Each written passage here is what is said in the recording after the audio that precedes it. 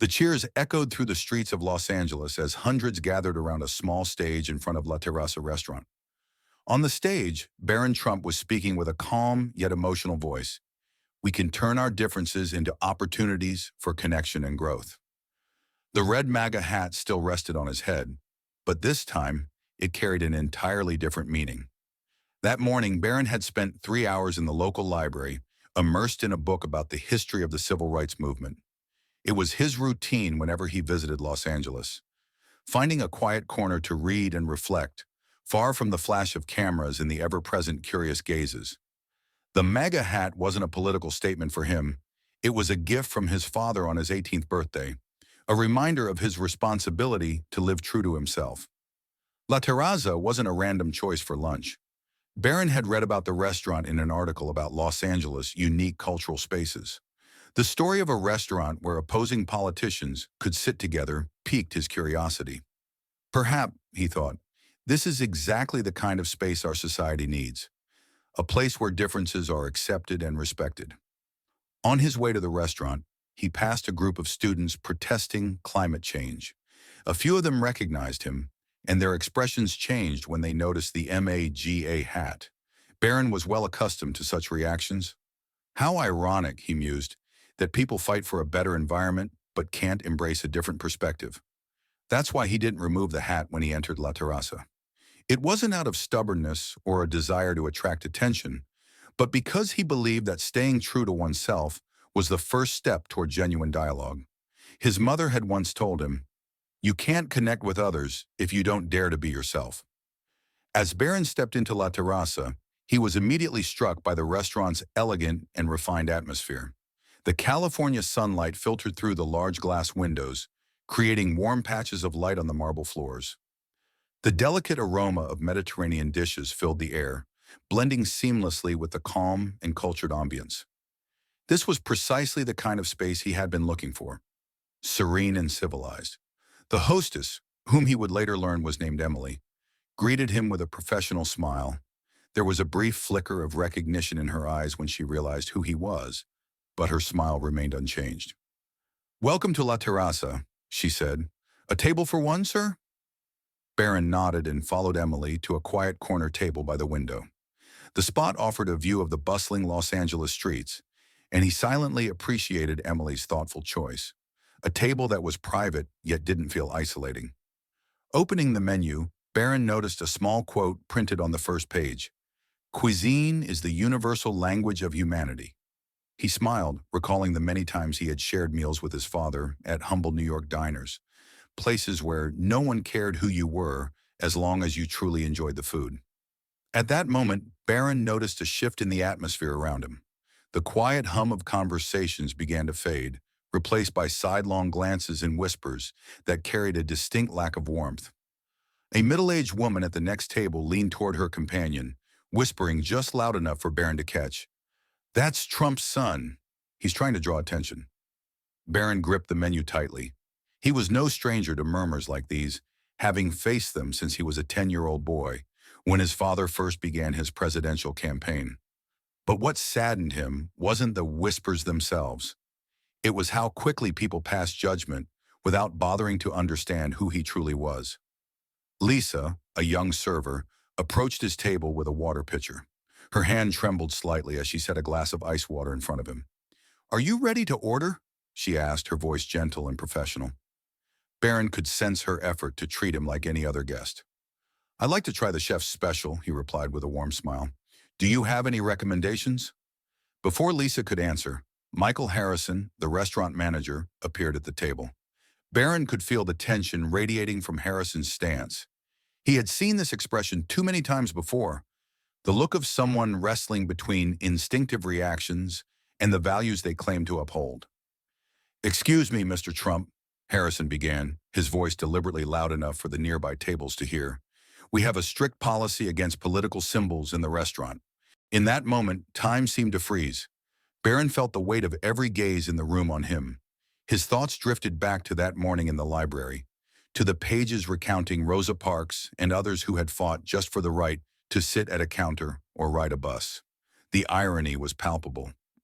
60 years later, people were still finding ways to justify refusing service to others. Lisa stood nearby, gripping her serving tray tightly, her eyes filled with worry. She glanced toward a wall where a photograph of Harrison and his wife, an interracial couple, hung with the inscription, La Terrazza, where everyone is family. The tension in the room highlighted the contradiction. I didn't see this policy mentioned anywhere, Barron replied, his voice calm but firm. He spoke just softly enough that Harrison had to lean in to hear him. And I wonder if we're creating exactly what this restaurant claims to stand against. Discrimination. Harrison flinched at the question. There was something about the way Barron spoke, not confrontational or angry, but inviting reflection, that made him pause. It's part of the restaurant's code of conduct, Harrison insisted, his hand unconsciously adjusting his tie. His tone, however, lacked the confidence it had moments earlier. We've had this policy in place for years. An elderly couple at a nearby table stood up, the husband shaking his head in disapproval. We've been regulars here for 10 years, he said loudly, and this is the first time I've ever heard of such a rule. They gathered their belongings and left, leaving their half-eaten meal behind. Barron glanced around the restaurant.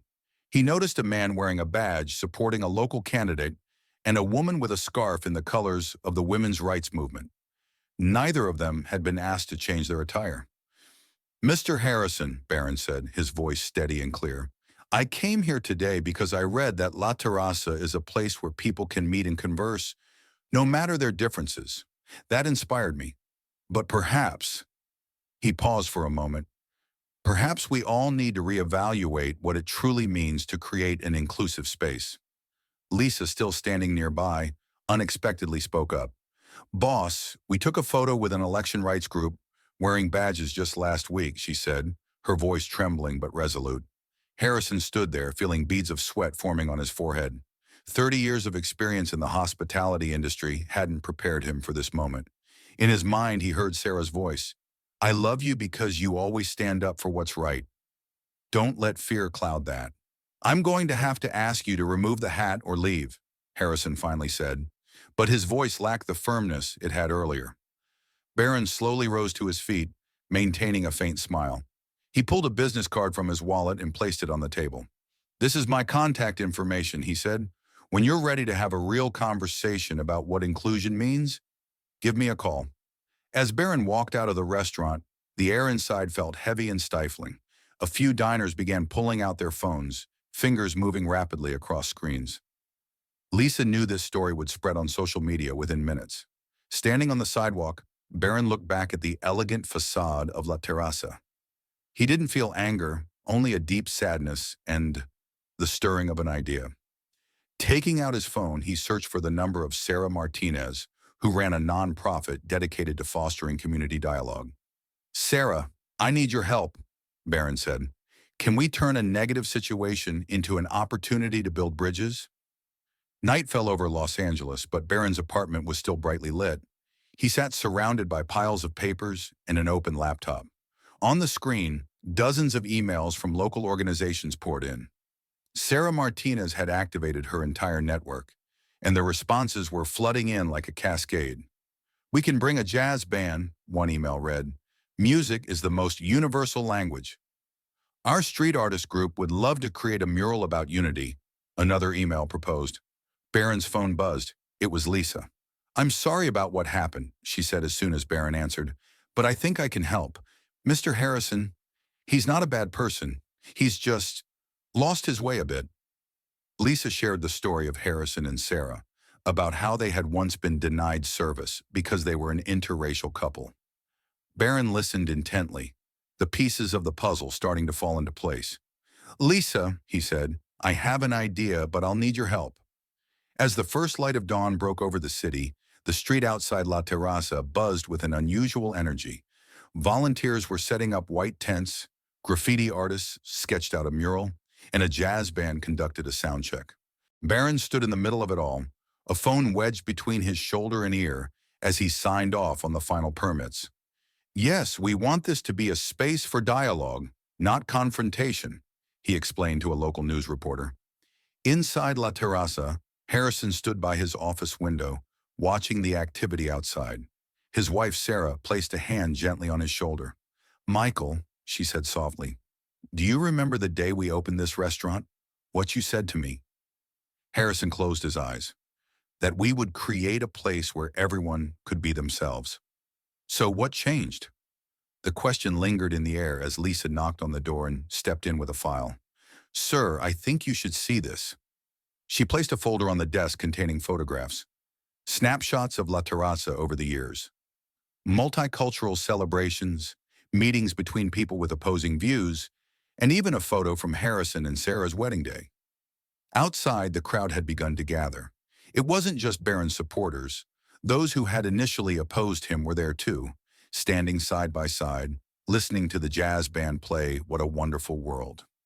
Nearby, a street artist was putting the finishing touches on a mural depicting interwoven hands of different colors, a powerful symbol of unity. Sarah Martinez had just finished her speech on the power of dialogue. "We often talk about building bridges," she said, "but the real bridges aren't made of concrete and steel. They're built through honest conversations." In his office, Harrison remained still, his eyes fixed on the photos spread across his desk. He picked up the one from his wedding day, a moment frozen in time when he and Sarah stood in front of a Chicago restaurant that had refused to serve them, holding a sign that read, "Love wins over hate." "I signed up to volunteer for the event," Sarah said softly, "because this is what we fought for, Michael." Lisa stepped closer. "Sir, you know," she began hesitantly, "yesterday I spoke with some of our longtime customers. They aren't angry about you refusing to serve Barron. They're sad. Sad because they feel like La Terraza has lost its soul." Harrison glanced at the clock. 11 a.m. Outside, Barron was beginning his keynote speech. His voice echoed through the sound system, clear and sincere. "We often think that to protect what we believe in, we have to push others away. But in reality, it's our differences that make us stronger." Harrison set the photo down and adjusted his tie in the mirror. "Lisa," he said, "call the chef. Tell him to prepare enough food for 300 people." "Sir, are you—" Lisa's question hung in the air. "We're opening the restaurant for the event," Harrison said firmly. "Not because of media pressure or for revenue, but because it's the right thing to do." As Harrison stepped out of the restaurant, the crowd fell silent. He walked toward the stage, each step carrying a newfound resolve. Barron paused mid-sentence, watching the restaurant manager approach. "I was wrong," Harrison said, his voice amplified by the microphone. 30 years ago, I was the one denied service because someone judged me by my appearance.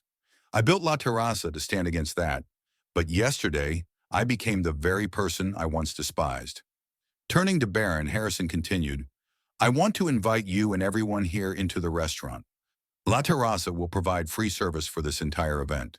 And starting today, we will make this place a true space for dialogue, a space where everyone can not only be themselves, but also be heard and understood." Barron stepped forward and shook Harrison's hand. Applause erupted, filling the air with a sense of unity. Lisa and Sarah embraced, tears streaming down their faces. In the crowd, people who had stood on opposite sides began talking to one another, breaking down barriers with shared words. 6 months later, La Terraza had transformed completely. The mural, "Our Differences Make Us Stronger," had become a popular photo spot in Los Angeles. Every Thursday evening, the restaurant hosted dinner dialogues, where strangers sat together and shared their stories over a meal. Harrison and Barron were frequently invited to universities to speak about turning conflict into opportunity. Lisa was promoted to Director of Community Programs, overseeing the organization of dialogue events. The Bridges to the Future Scholarship Fund, established as part of the initiative, had already supported more than 50 student-led community building projects.